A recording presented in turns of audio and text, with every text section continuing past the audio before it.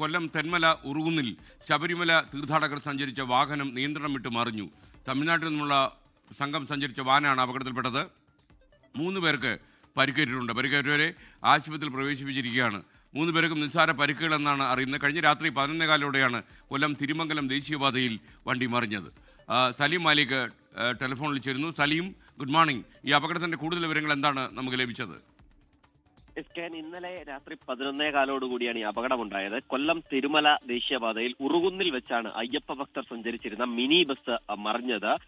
അപകടത്തിൽ ബസിന്റെ ഡ്രൈവറായ സേലം അടക്കന്നൂർ സ്വദേശിയായ സേട്ട് ഉൾപ്പെടെയുള്ള 3 പേർക്കാണ് പരിക്കേറ്റത്. 3 പേരെയും പുനലൂർ താലൂക്ക് ആശുപത്രിയിൽ പ്രവേശിപ്പിച്ചു.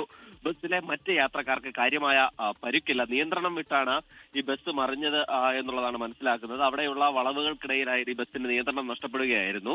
ഉടൻ തന്നെ രാത്രിയായിരുന്നെങ്കിൽ പോലും സമീപവാസികൾ ബസ്സിനുള്ളിൽ കുടുങ്ങിയവരെ പുറത്തെടുത്തു. ബസ്സിന്റെ ഡ്രൈവർക്ക് മുഖത്താണ് പരിക്കേറ്റത്. ബാക്കി 2 പേർക്ക് കൈക്കും കാലിനുമാണ് പരിക്കേറ്റത്. ഉടൻ തന്നെ നാട്ടുകാർ തന്നെ ഇടപെട്ടാണ് ഇവരെ പുനലൂർ താലൂക്ക് ആശുപത്രിയിലേക്ക് മാറ്റിയത്. ഈ അപകടത്തെ തുടർന്ന് 2 മണിക്കൂറോളം രാത്രിയിൽ ഈ ദേശീയപാതയിൽ ഗതാഗതം സ്തംഭിച്ചു. അതിനുശേഷം ക്രെയിൻ എത്തി റോഡിൽ നിന്നും ബസ് മാറ്റിയതിനു ശേഷമാണ് ഗതാഗതം പുനഃസ്ഥാപിച്ചത്. ഓക്കെ, സലീം മാലിക്കാണ് വിവരങ്ങൾ. തന്നെ ദൃശ്യമാണ് പ്രേക്ഷകർ ഇപ്പോൾ കാണുന്നത്. തെന്മല ഉറുകുന്നിൽ ശബരിമല തീർത്ഥാടകർ സഞ്ചരിച്ച വാഹനം നിയന്ത്രണം വിട്ട് മറിഞ്ഞു എന്ന വാർത്തയാണ്. തമിഴ്നാട്ടിൽ നിന്നുള്ള സംഘമാണ് അപകടത്തിൽപ്പെട്ടത്.